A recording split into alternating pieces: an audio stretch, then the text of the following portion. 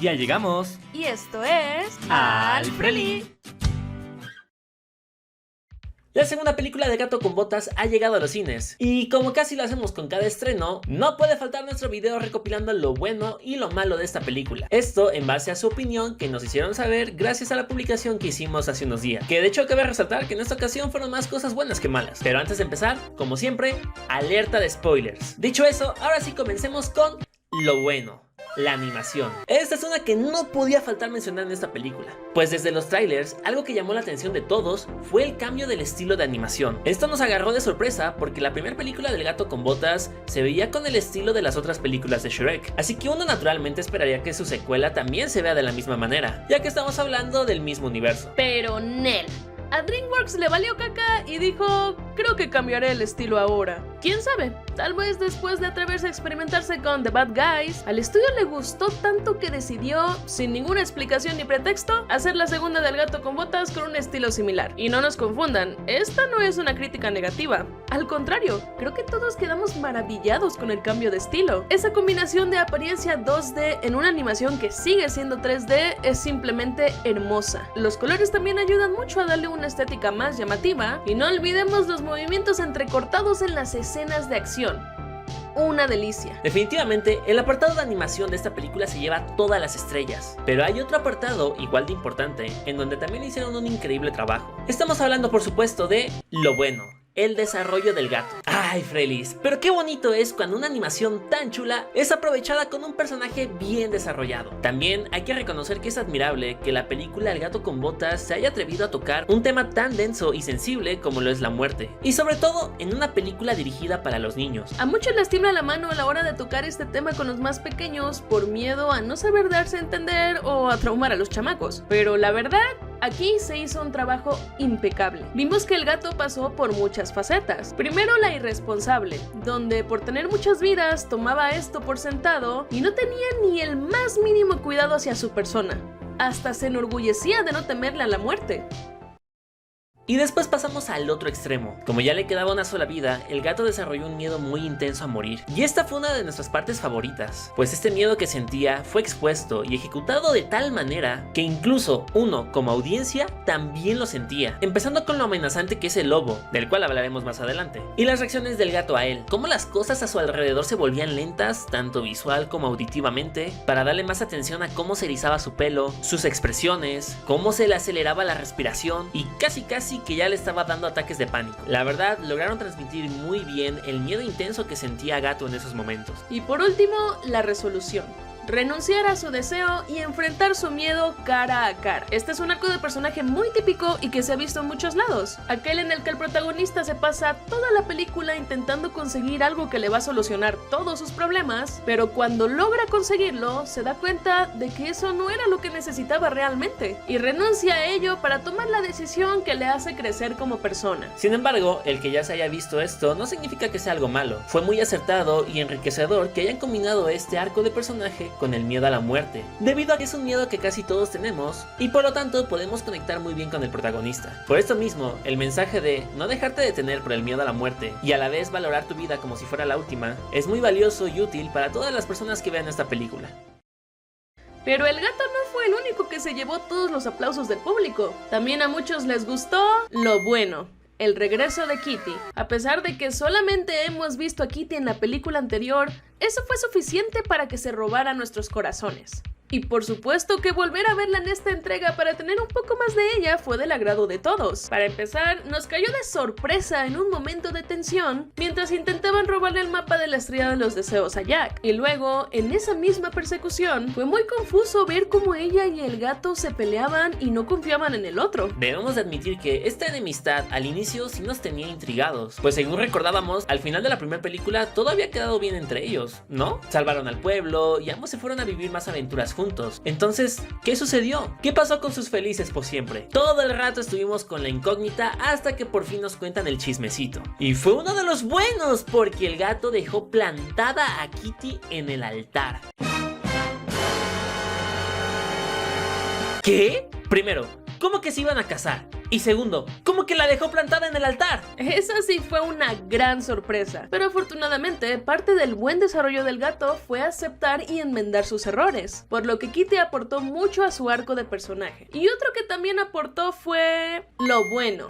Perrito. Perrito es uno de los personajes más adorables de la animación, y la verdad es que no esperábamos mucho de él. En el tráiler se veía como un chamaquito molesto, y en su primera aparición, pues sí lo fue. ¿Para qué vamos a negarlo? Pero ya entrada la peli, después de conocer su trágica historia de maltrato familiar, pero viendo que aún así conserva en su corazón valores hermosos y fe en los demás, después de escucharlo siendo muy respetuoso con los límites de Kitty, no confío en ti. Está bien, siempre y cuando tengas confianza en ti. Después de verlo ahí al lado del gato mientras este tenía su ataque de pánico, solamente acompañándolo sin intentar evitar que sintiera miedo. Estoy viviendo mi última vida. Y tengo miedo. Bueno, está bien tener miedo. Inevitablemente, Perrito se iba a robar los corazones de todos. Ok, sí. Todos amamos a Perrito. Pero hay otro personaje que es totalmente lo opuesto, pero que también se convirtió en uno de nuestros favoritos. Estamos hablando de lo bueno, el lobo.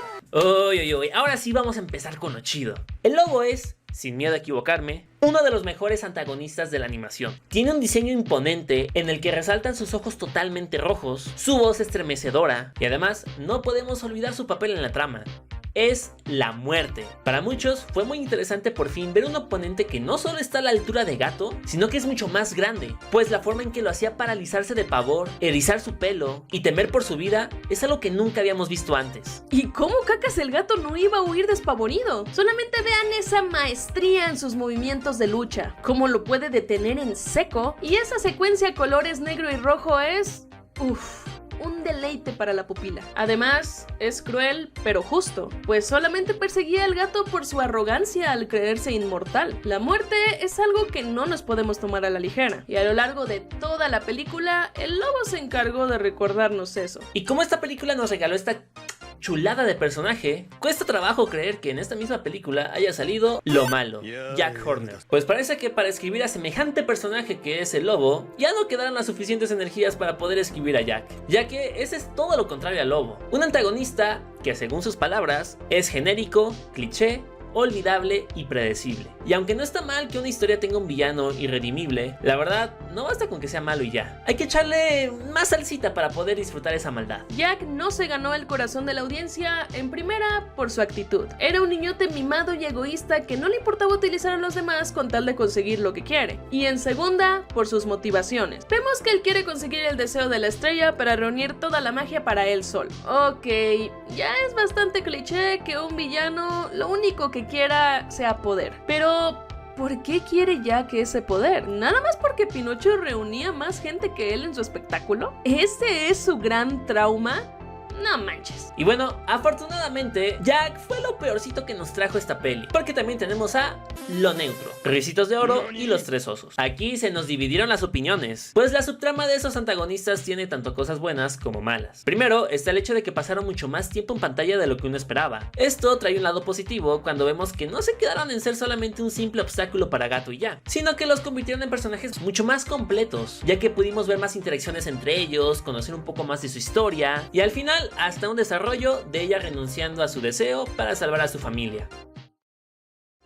La verdad, esta fue una pequeña trama sencilla pero disfrutable. Sin embargo, creo que no fue lo suficientemente interesante o innovadora como para que valiera la pena que se haya llevado tanto tiempo en pantalla. El arco de Ricitos es casi el mismo que el del gato, pero más predecible y menos dramático. Además de que, a pesar de que sí tuvieron momentos graciosos, pues la neta no es como que nos haya provocado carcajadas. Digamos que aportaron muy poco para todo el tiempo que se llevaron. Pero la verdad no nos podemos quejar mucho, porque algo que muchos de ustedes mencionaron fue lo bueno. superó las expectativas. Hay que ser honestos, no es muy común que una secuela sea tan buena como la primera película de cualquier franquicia. Pues bueno, ahora imagínate hablar de la secuela del spin-off. Sinceramente, en su momento resultó ser una grata sorpresa que la primera película del Gato con Botas haya resultado ser tan buena, ya que no siempre es una muy buena idea tomar un personaje secundario y convertirlo en protagonista, ¿verdad? Es por esto que el pensar en una secuela del Gato con Botas no nos hizo saltar de alegría inmediatamente, sobre todo porque la premisa de que al gato se le acababan sus vidas y que por eso tenía que conseguir un deseo de la estrella,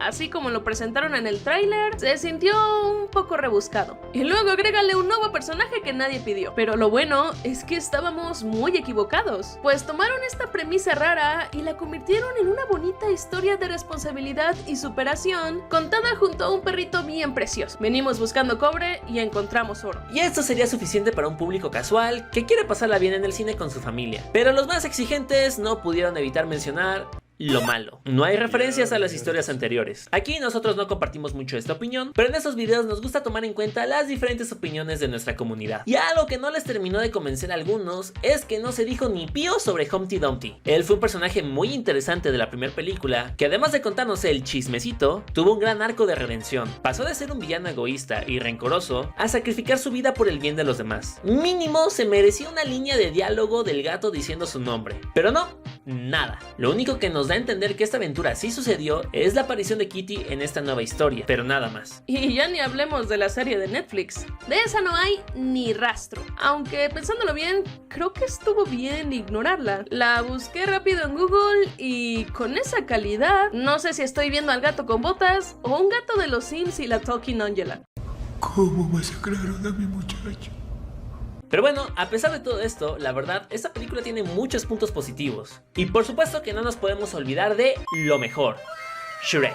Así es, escucharon bien, lo mejor de esta película es el mismísimo Shrek. Aunque fue muy breve, aún así fue una muy grata sorpresa cuando apareció entre los recuerdos de la vida del gato, dándonos un golpe de nostalgia recordando los buenos momentos que pasaron esos personajes juntos. Pero, la cosa no se queda ahí, pues si se quedaron hasta el final, sabrán de la emocionante escena post créditos donde nos noticiaron al gato yendo junto con Kitty y Perrito a muy lejano. Todos los fanáticos de esta franquicia nos emocionamos, no solo de saber que veremos más de nuestro ogro favorito, sino de la idea de ver a esos personajes interactuando una vez más. Tan solo queda esperar a que anuncien las próximas aventuras que veremos en el futuro.